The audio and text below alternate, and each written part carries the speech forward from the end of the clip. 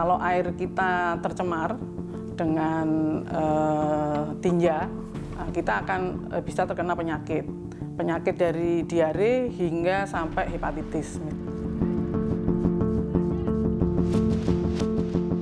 Dari dulu tuh memang larinya ke kali, karena apa? Kita membuat sepiteng kan nggak ada dana. Istilahnya dana terlalu mahal, nggak terjangkau dengan kita punya gitu. Membuang tinja sembarang itulah sama dengan kita menyebar penyakit. Jadi kalau bisa kita buat hajat besar di jamban.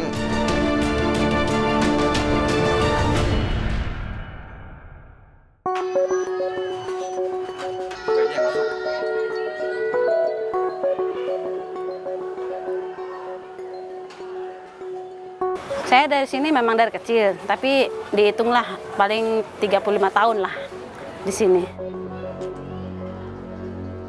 Ada WC, sampai ya gitu larinya ke kali gitu. Memang dari dulu tuh memang larinya ke kali, karena apa? Kita membuat sepiteng kan nggak ada dana. Istilahnya dana terlalu mahal, nggak terjangkau dengan kita punya gitu. Karena pengeluaran kita kan istilahnya kalau kita ngontrak tuh kan pengeluaran kita banyak, jadi kita nggak mikirin sepiteng gitu.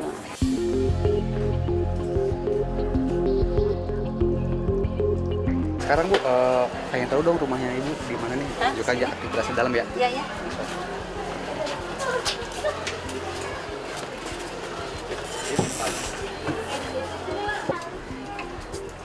Ini tempat tinggal Ibu ya? Iya, tempat tinggal saya sehari-harinya. Oke, Bu, bisa diceritain Bu, ngapain aja sih Bu biasanya Bu aktivitas sehari-hari yang dilakukan di sini Bu? Sehari-hari saya ya cuci piring, masak, ya bebenah-bebenah tempat tinggal saya ini. Ini toilet tempat saya hanya untuk bisa mandi, buang air besar aja. Tapi kalau buat nyuci nggak bisa, buat cuci piring nggak bisa. Kita pembuangannya langsung ke kali.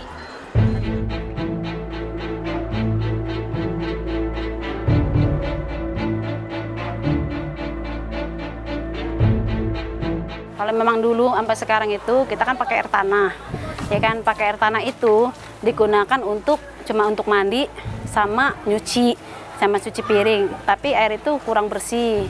Tapi nanti kalau kita mau masak, mau minum itu kita beli sendiri gitu. Sampai sekarang. Kita memang udah terlalu biasa hidup keadaan seperti ini. Ya kalau yang memang ada penyakit ya penyakit. Ya kalau misalnya sumpamanya kita sehat ya mungkin udah terbiasa dengan kehidupan kita sehari-hari seperti ini gitu. Ada warga pernah punya penyakit diare ya kan, bukan orang lain, istilahnya saya sendiri pun pernah ngalamin seperti itu gitu. Ya habis bagaimana? Memang kita mau tinggal di sini susah lagi, kalau kita komen harus komen sama siapa gitu.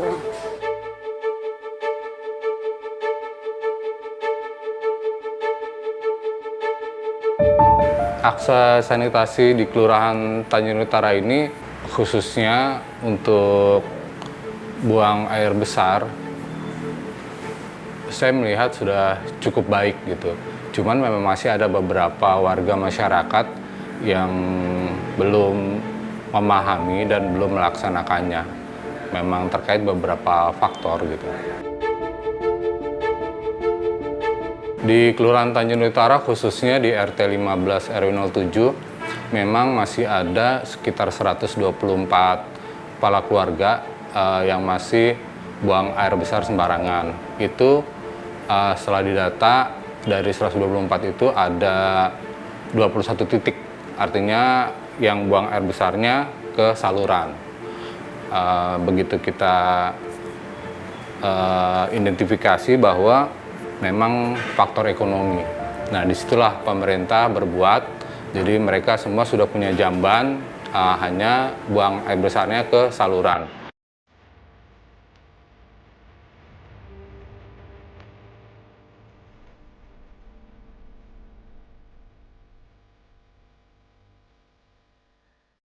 Sampai saat ini di DKI Jakarta memang dari 267 kelurahan, baru 22 kelurahan yang melakukan deklarasi bahwa mereka bebas tidak buang air besar sembarangan.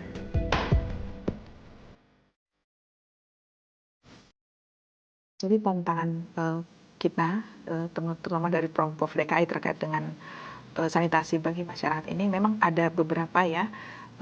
Satu itu terkait dengan kebiasaan masyarakat. Nah, memang di beberapa wilayah di DKI Jakarta itu kebiasaan buang air besar di sungai itu memang ada yang malah sudah turun-temurun ya. Terus kemudian mereka buang air besar, terus kemudian mencuci di situ, mandi di sungai, itu menjadi satu kebiasaan yang memang sampai sekarang masih sukar kita rubah. Nah, terus kemudian faktor ekonomi ya, jadi faktor ekonomi di mana kita lihat masyarakat yang tinggal di bedeng-bedeng memang memilih untuk daerah di pelataran sungai ya. Nah, itu juga otomatis langsung buang air besar di situ, cuci di situ. Terus kemudian yang ketiga terkait dengan keterbatasan lahan. Jadi walaupun jauh dari sungai, tapi mereka akhirnya buang air besar entah di saluran air. Nah, itu masih terjadi akibat keterbatasan lahan.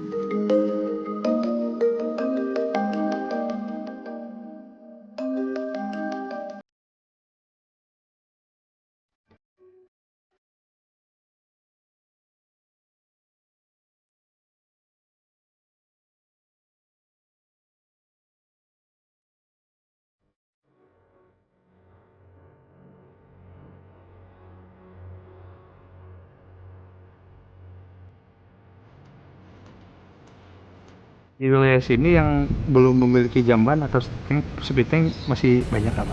Banyak, sekitar 40%-an lah. Itu berarti warga tidak membuat speed tank komunal tersebut? Buat speed tank rata-rata di sini pedagang jadi susah, Pak.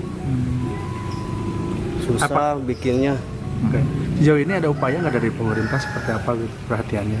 Pemerintah untuk sekarang belum ada, Pak. Ini udah berapa tahun tuh keberadaan ini? Ini udah hampir 20 tahun. 20 tahun. Iya. Kadang warga di sini ada yang punya WC, ada yang enggak gitu. Kalau nggak punya gitu ya pasti menggunakan WC di sana. WC gitu.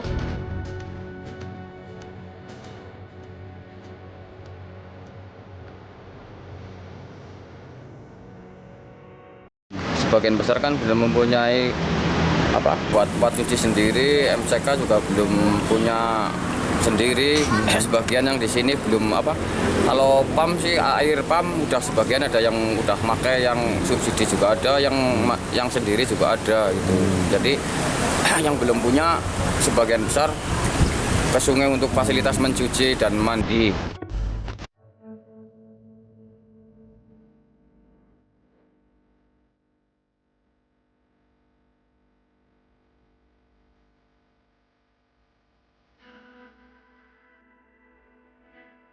Iya, kalau buang hajat di sini, nggak ada tempat lain.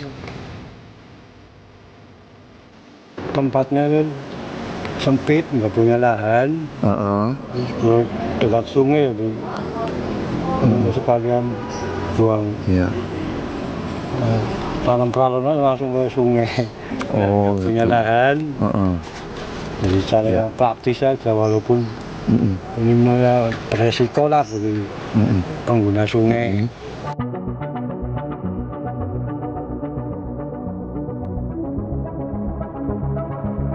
Jadi masalah sanitasi pada prinsipnya adalah pertama adalah masalah pengetahuan masyarakat. Jadi pendidikan masyarakat. Kalau masyarakat itu belum jelas benar apa itu sanitasi, sehingga nanti dia untuk memperbaiki sanitasinya dia juga agak sulit. Itu yang pertama. Kedua mungkin faktor ekonomi. Sebab untuk membangun sarana sanitasi itu cukup membutuhkan biaya. Jadi yang paling prinsip itulah ada air minum, ya kan? Dan juga begitu kita punya air minum pasti akan ada air limbah. Nah, setelah air limbah kita pasti hajat besar. Ya, jadi kalau air minumnya bersih, kemudian tempat jambannya juga memenuhi syarat kesehatan, kemudian buangan limbah juga memenuhi syarat kesehatan, kita harapkan bahwa masyarakat itu kebersihan diri sama kebersihan lingkungannya akan meningkat, sehingga dengan demikian mudah-mudahan masyarakat terhindar dari beberapa penyakit di kesehatan masyarakat.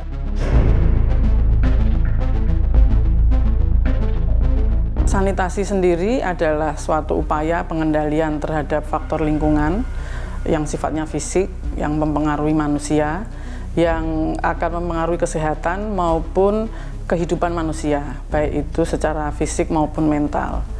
Jadi lingkungan itu luas, air, tanah, udara, bahkan sampai pangan, itu semua termasuk di dalam sanitasi.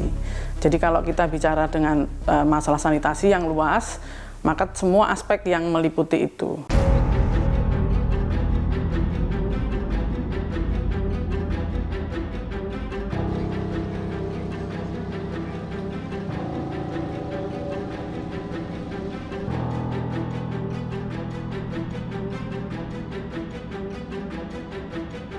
Nah, kalau kita melihat dari semua komponen lingkungan tadi, maka dampaknya akan mempengaruhi kesehatan. Misalnya, kalau air kita tercemar dengan tinja, kita akan bisa terkena penyakit dari diare hingga sampai hepatitis misalnya.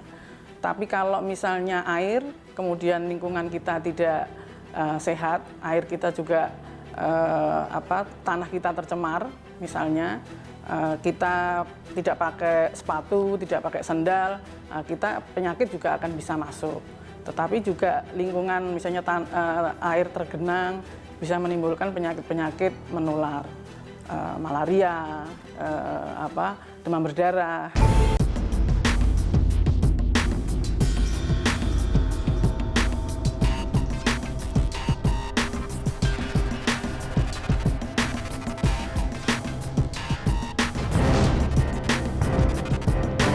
Ya, jadi kita sudah membuat suatu aplikasi yang memonitor seperti apa kondisi di masyarakat. Aplikasi ini digunakan, yang menggunakan adalah tenaga sanitarian atau tenaga kesehatan lingkungan di puskesmas. Jadi ini aplikasinya SPBM Smart, ya, sanitasi total berbasis masyarakat. Di sini ada jumlah KK, ini 65,65 juta KK di Indonesia. Nah, ini saat ini kita sudah 77,7% KK di Indonesia, keluarga di Indonesia yang punya akses kepada jamban. Mereka sudah menggunakan. Tapi kalau kita melihat desa yang sudah tidak ada masyarakatnya yang stop buang air besar sembarangan, itu kita baru 26,6% desa. Jadi tadi desanya 80.000 lebih. Jadi baru 26%. Jadi baru 21.000 desa. Jadi masih lebih dari 59.000 yang masih ada anggotanya di desa itu yang buang air besar sembarangan. Kalau permintaannya memang eager untuk meningkatkan sanitasi masyarakat di daerah tersebut, baik perkotaan maupun pedesaan, itu pertama. Kedua, juga pengertian masyarakatnya. Memang kalau masyarakat itu menganggap penting hygiene sanitasi dan bisa menurunkan derajat kesakitan, sehingga bisa kerjasama dua-duanya itu. Ya, sangat tergantung kepada awareness pemerintah dan masyarakat tentang pentingnya hygiene dan sanitasi.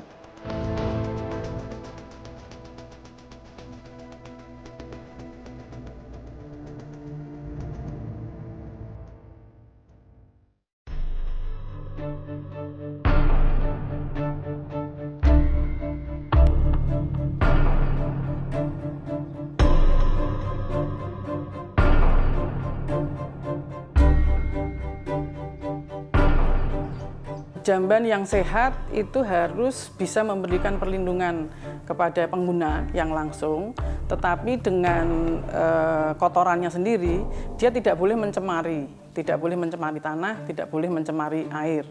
Sehingga kalau jamban yang sehat, selain dudukannya, ya, klosetnya, tapi dia harus ada septic tanknya.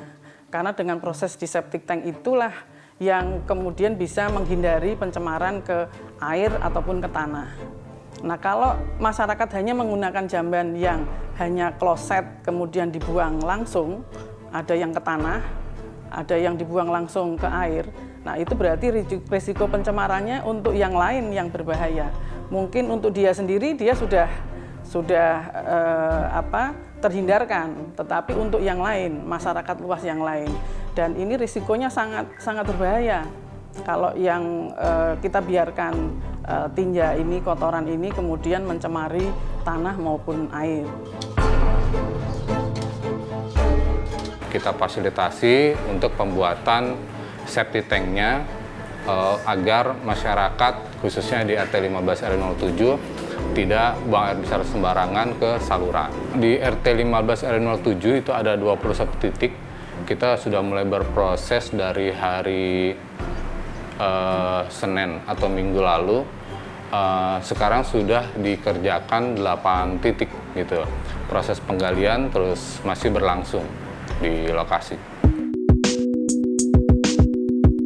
Kementerian Kesehatan sendiri terus berkomitmen karena memang derajat kesehatan itu sangat ditentukan oleh perilaku dan faktor lingkungan. Kalau kita tidak memperbaiki dua hal ini dan hanya memperbaiki fasilitas pelayanan kesehatan misalnya, tidak akan bisa selesai masalah kesehatan.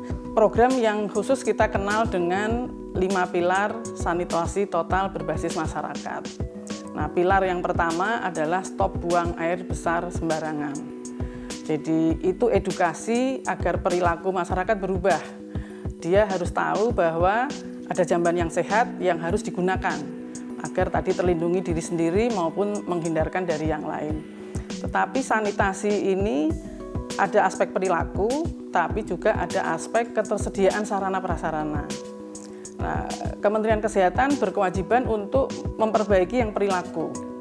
Nah, untuk sarana prasarana ini harus didukung oleh stakeholders yang lain. Kalau masyarakat mampu, mereka paham, mereka pasti sudah membangun sendiri. Ya. Tapi yang tidak mampu, nah ini yang stakeholders yang lain kami harus bekerja sama. Kementerian Kesehatan, Kementerian PUPR, kemudian mitra-mitra yang lain banyak.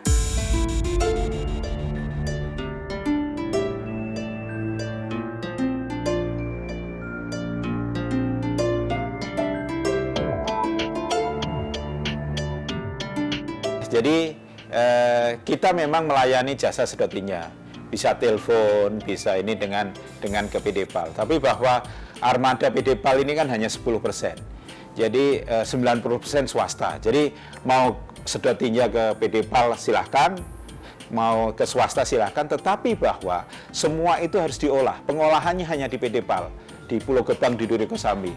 Jadi siapapun yang nyedot itu pengolahannya, dibuangnya adalah ke PDPAL, nanti kita olah di PDPAL. Jadi bagi warga Jakarta persilahkan bisa menghubungi PDPAL atau swasta silahkan, karena kami juga nggak bisa sendiri gitu ya. Tetapi bahwa pengolahan harus diolah dan itu dioperasikan PDPAL. Kita hitungannya per kubik 150 dan rata-rata satu rumah 2 kubik ya 300.000 plus PPN 10% ya 330. Jadi rata-rata tarif kita 330.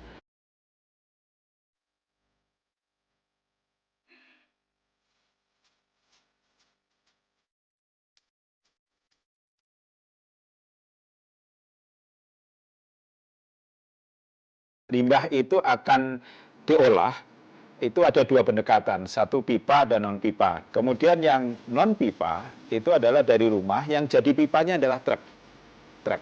Nah, truk kemudian kita olah di IPLT, instalasi pengolah lumpur tinja.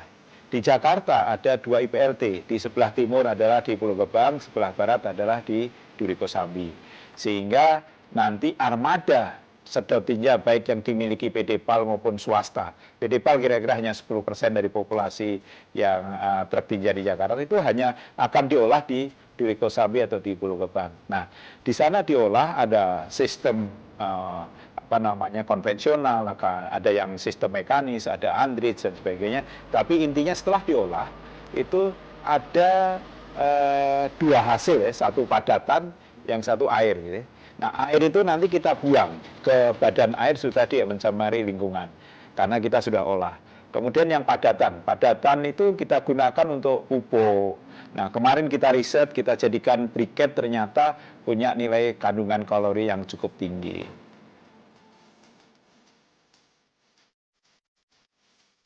Jadi terkait dengan limbah, infrastruktur limbah ini adalah peradaban. Jadi Tidak hanya infrastrukturnya ansih ada, contoh tadi pengolahan lumpur tinja di Jakarta, kapasitas kita adalah 1.800 kubik per hari. Saat ini kita baru mengolah kira-kira 200 truk per hari. Kalau dikalikan 2 kubik ya kira-kira 400-an kubik per hari. Artinya masih idle.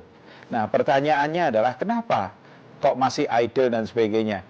Nah, masyarakat ini sebagian besar tadi tantangannya adalah bahwa tangki septiknya tidak kedap. Nah, karena itu memang revitalisasi tangki septik itu menjadi bagian yang sangat penting dalam perbaikan lingkungan di Jakarta dan di Indonesia.